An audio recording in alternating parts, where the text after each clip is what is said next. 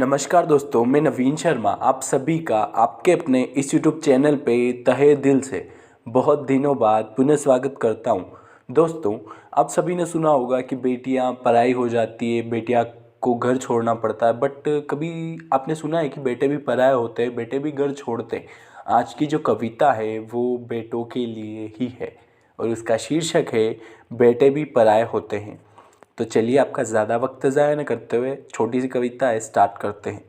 उठकर पानी तक न पीने वाले अब अपने कपड़े खुद धो लेते हैं। कि उठकर पानी तक न पीने वाले अब अपने कपड़े खुद धो लेते हैं।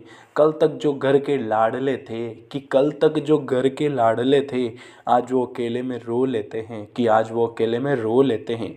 बाप के डांटने पर मम्मी से शिकायत करने वाले, कि बाप के डांटने पर मम्मी से शिकायत करने वाले अब ज़माने के सो नखरे सह लेते हैं। कि अब ज़माने के सो नखरे सह लेते हैं।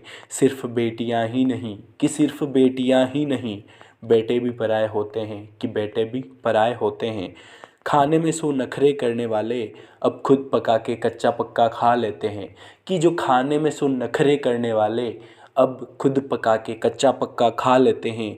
बहन को छोटी छोटी बात पर तंग करने वाले, कि बहन को छोटी छोटी बात पर तंग करने वाले अब बहन को याद करके रो लेते हैं। कि अब बहन को याद करके रो लेते हैं।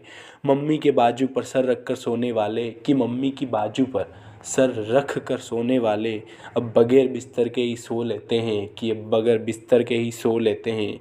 सिर्फ बेटियां ही नहीं, सिर्फ बेटियां ही नहीं, बेटे भी पराए होते हैं, बेटे भी पराए होते हैं। उम्मीद करता हूँ कि आप सभी ने इस कविता को खुद के साथ रिलेट किया होगा, फील किया होगा। अगर अच्छी लगी हो कविता तो लाइक कीजिए, कमेंट कीजिए और अपने दोस्तों के साथ शेयर कीजिए। Thank you so much.